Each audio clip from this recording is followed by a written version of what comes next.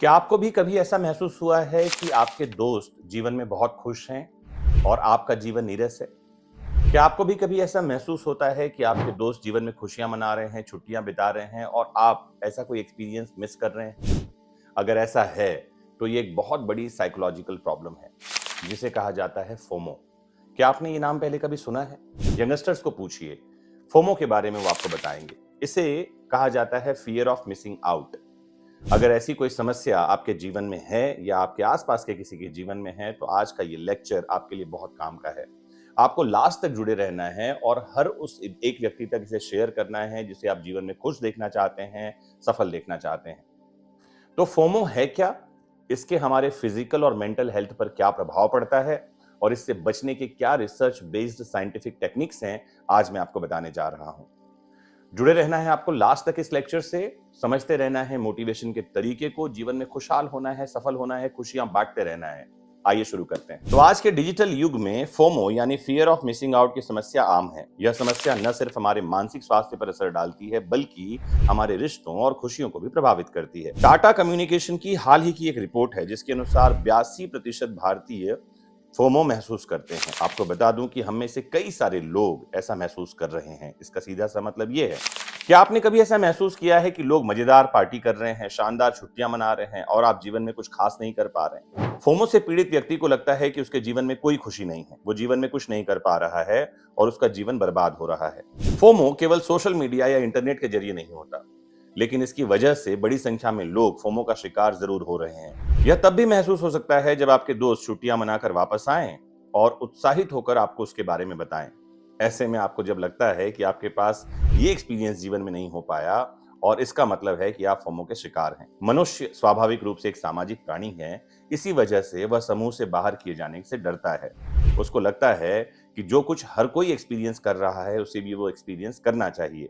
यही कारण है कि जब हम समूह से बाहर होते हैं या हमें समूह से बाहर रखा जाता है, तो हम दुखी और परेशान महसूस करते हैं। हमारा ब्रेन हमेशा दूसरों से जुड़ने और स्वीकार किए जाने की चाहत में ही काम करता है। यही फोमो का सबसे पहला और मुख्य कारण है। आज के दौर में ये भावना और मजबूत हो गई है। सोशल मीडिया ने हमें पूरी दुनिया से जोड़ दिया है। हर वक्त हम फोन पर सोशल मीडिया फीड स्क्रॉल करते रहते हैं और ये देखते रहते हैं कि दूसरे क्या कर रहे हैं। हम दूसरों के साथ खुद की तुलना करते हैं और सोचते हैं कि ये एक्सपीरियंस तो हमसे मिस नहीं हो रहा। सोशल मीडिया के बाद ये डर बहुत बढ़ गया है। ये तो आपने समझा कि फोमो है क्या।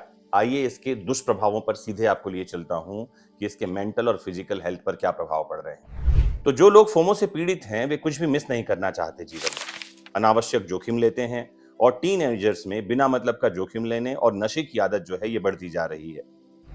मन सोशल मीडिया की ओर बढ़ता जाता है, भटकता है और हर काम में बाधा पैदा करता है। इंटरनेट के ज्यादा उपयोग से नींद और खान पान की आदतें प्रभावित होती हैं। तुलना करने पर सेल्फ रेस्पेक्ट कम होता है और सेल्फ एलिवेशन में लगातार कमी आती है। फोमो से पीड़ित व्यक्ति निर्णय नहीं ले सकता और लगातार उलझनों का सामना करता है। फोमो की वजह से रिश्तों में तनाव पैदा होता है और दूरियां बढ़ सकती हैं। फोमो से पीड़ित व्यक्ति लगातार लक्ष्यों से भटकता रहता है या जीवन में कोई लक्ष्य नहीं बना पाता। सबसे महत्वपूर्ण और सबसे खतरनाक ये है कि फोमो से पीड़ित लोग चिड़चिड़े हो रहे हैं। बाल झड़ना, समय से पहले बालों का सफेद होना और लगातार चिड़चिड़ापन बने रहना, ये फोमो के कुछ लक्षण हैं। ऐसे व्यक्ति को कुछ भी करने में मन नहीं लगता। वो हर काम को ऐसे लेता है जैसे ये काम किसी मतलब का नहीं है, उसे ये काम नहीं करना चाहिए या ये काम करने से उसके जीवन में क्या बदलाव आ जाएगा। ये समस्या आम भारतीय की समस्या है। आइए चलते हैं, निजात के कारणों पर बात करते हैं, क्योंकि समस्या है तो समाधान है और समाधान को अपनाएंगे तो जीवन खुशहाल होगा। आइए समझते हैं क्या रिसर्च बेस्ड टेक्निक्स हैं इसके समाधान के लिए। तो फोमो से बचने के लिए सबसे महत्वपूर्ण यह है कि अपने आसपास के लोगों से प्रभावित न हो। फोमो से निपटने के लिए अपने विचारों और भावनाओं को समझना होगा। आपको वर्तमान में रहना होगा और ऐसी चीजों से दूरी बनाना होगा जिनका वास्तविकता से कोई लेना देना नहीं है। फिजिकल एक्टिविटी या एक्सरसाइज की आदत डालना होगा और स्ट्रेस को कम करना होगा।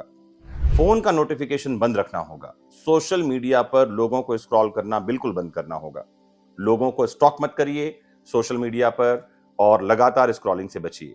अपनी ताकत पर ध्यान रखना होगा और पॉजिटिव सोच के साथ आत्मविश्वास से आगे बढ़ना होगा।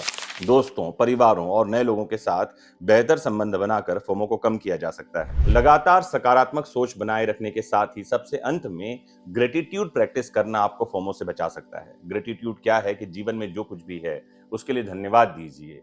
अनुभव नए लेना अच्छी बात है, लेकिन किसी से तुलना करना हमेशा खराब है। और फोमो की सबसे खतरनाक बात यह है कि वो आपके सेल्फ एस्टीम और सेल्फ रेस्पेक्ट को कम करता जाता है।